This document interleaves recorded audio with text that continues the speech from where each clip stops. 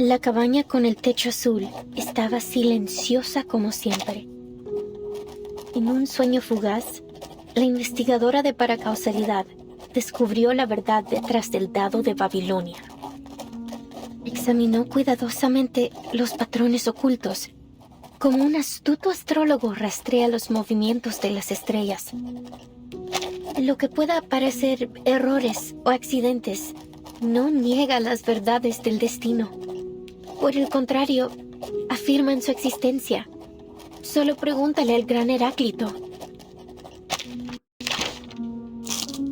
En un universo no observado, el dado de Babilonia gira perpetuamente, dictando el destino de todos en un tiempo que es tanto infinitamente largo como infinitamente corto. Mira, cerró los ojos. Respetaba la aleatoriedad de los números y el destino. Respetaba el juicio del dado. De lo contrario, se habría perdido sumisamente en los huecos del tiempo y bajaría para siempre como un fantasma en el olvido.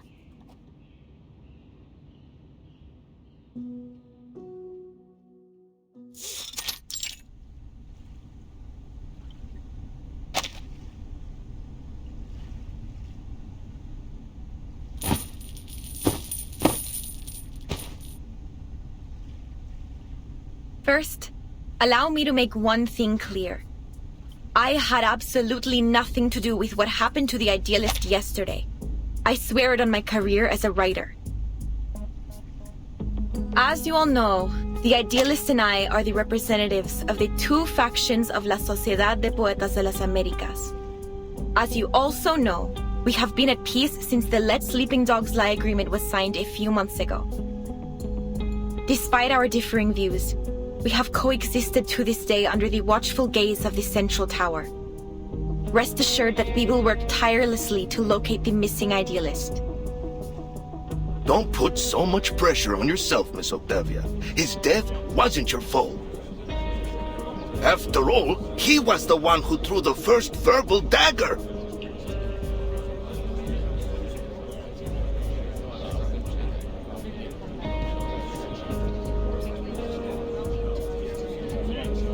Show some respect, you morons. The idealist is missing, not dead. I'm sure he'll show up in one piece before we know it. Better face the hard truth now, Roberta. Though, I have to say, it won't be easy for you to find a new leader as mad as him.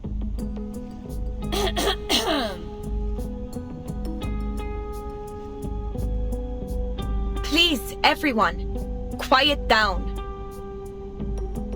According to the agreement, today's Congress should have been chaired by the idealist. Since he is still missing, I will be acting on his... Pardon my lateness. Go ahead. I'm ready to moderate.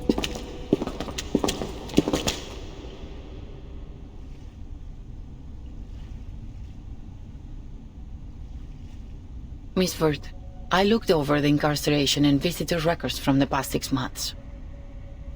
There was no mention of anyone named Doris. Then it seems only the physician knows the whereabouts of Dr. Dorez. Miss Jailer, we need to meet with the physician. It's important. Listen, you really shouldn't take the inmates' ramblings too seriously.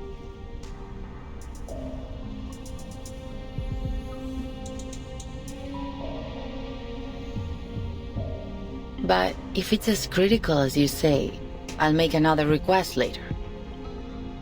That said, I'm afraid the meeting won't happen for at least a few days. Understood. For now, please join us for today's Congress. Espectacular! Do you hold literary salons like this every day? This place is practically a writer's paradise. So, you're the host of the salon, Octavia? I say we set aside our differences and have a titillating literary discussion. You've come at the right time. You may serve as witnesses for the Congress alongside the jailer, like a citizen's jury in a court. Your suggestion aligns with the congressional rules. Very well. Huh? Congress? Witnesses? Isn't this a salon? Which topic are we discussing? Literary theories? Schools? Principles? Languages? Oh, narrative perspectives? None of those.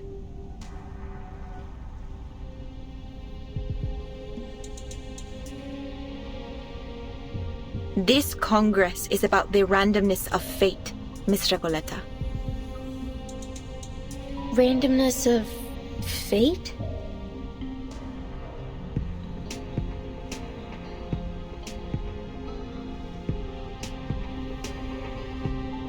Dear visitors from the Foundation, allow me to introduce the Kamala Congress. What happened yesterday was merely a brief anomaly. In the Panopticon, spontaneous order among the inmates is the norm, and the Kamala Congress serves as its truest reflection. Spontaneous order? Yes. Through the Congress, the inmates assign and distribute medication, communal duties, and rest periods. They are entirely self-regulated.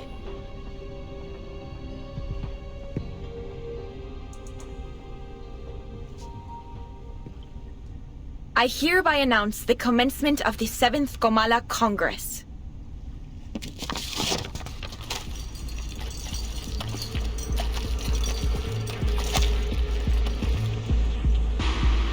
A cardboard box and... is that a paper die? It has 20 sides. Huh? We carefully examine hidden patterns, much like an astute astrologer tracks the movements of the stars. Isn't this...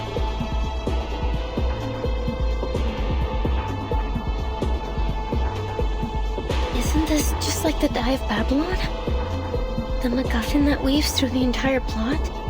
The infinite symbiote of fate? And the symbol that compresses time into a shriveled circle? What may seem like errors or accidents doesn't negate the verities of destiny. On the contrary, they affirm its very existence. Just ask the great Heraclito. In an unobserved universe, the die spins in perpetuity.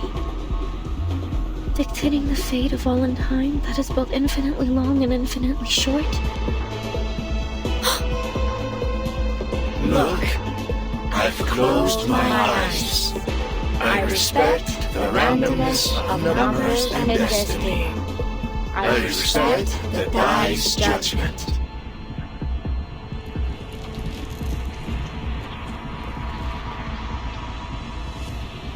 Otherwise, we will acquiesce and lose ourselves in the gaps of time and wander forever as ghosts in oblivion.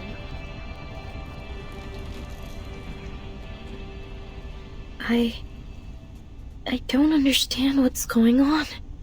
Oh, but the irony that I probably have more idea what's going on than anyone here. Miss Recoleta, this is all in your novel, isn't it? I'm afraid so.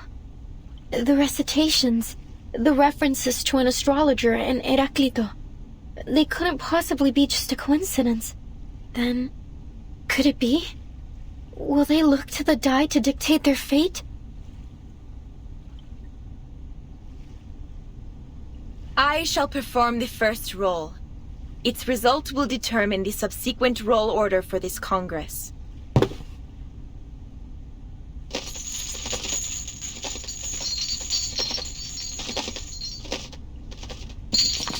The result is 5.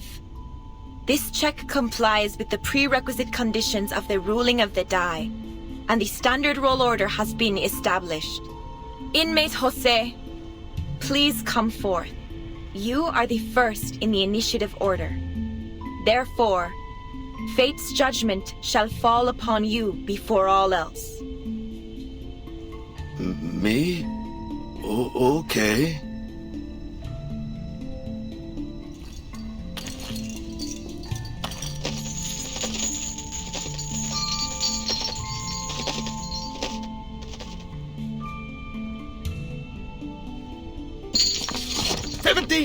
It's 17!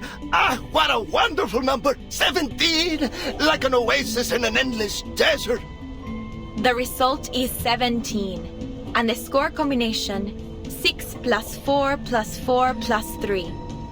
According to the ruling of the die, he shall receive 60 risperidone tablets, 40 clozapine tablets, and 40 diazepam tablets. Additionally, he will assume the role of cultural manager of the Comala Congress. Before he takes office, inmate Jose must clean the first restroom for the next 7 days. Wonderful! I'll gladly clean the toilet. I've got the brooms here, the toilet detergent, oh, and the toilet brush too.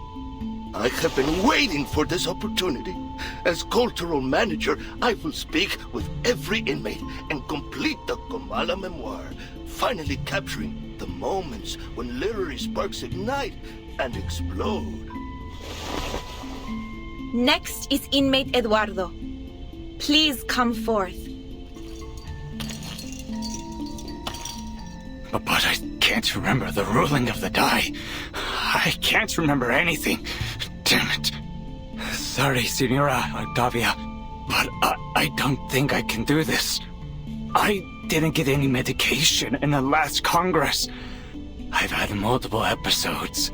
It's like my brain's jammed or something. It's all right, inmate Eduardo. It's easy. You don't need to know the rules to roll the die. Give me your hand, I'll help you. My sincerest apologies, inmate Eduardo.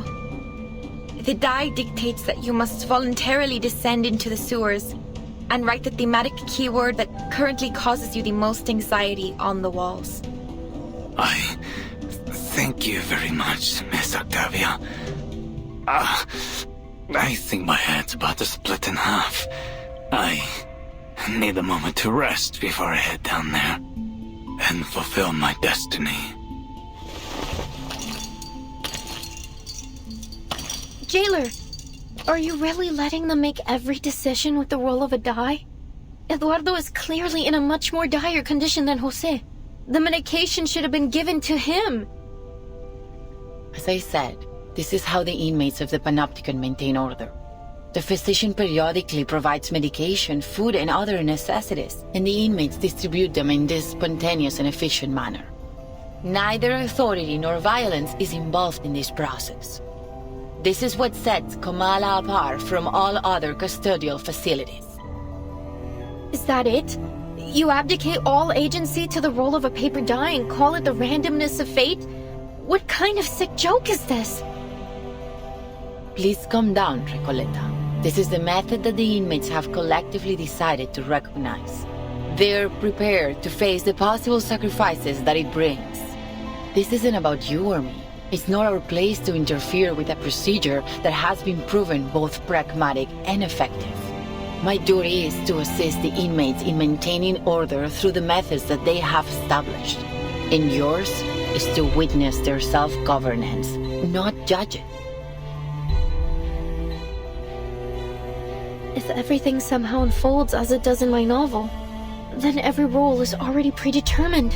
Verton, do you remember the story I told you last night? The odds of both success and failure were consecutively multiplied. I remember. As soon as a character experiences a failure, they continue to suffer failures in an endless chain reaction. None of Eduardo's future dice rolls will ever result in a number higher than 10. At this rate, this system, this sociedad, ruled by the dice of Babylon, is bound to collapse.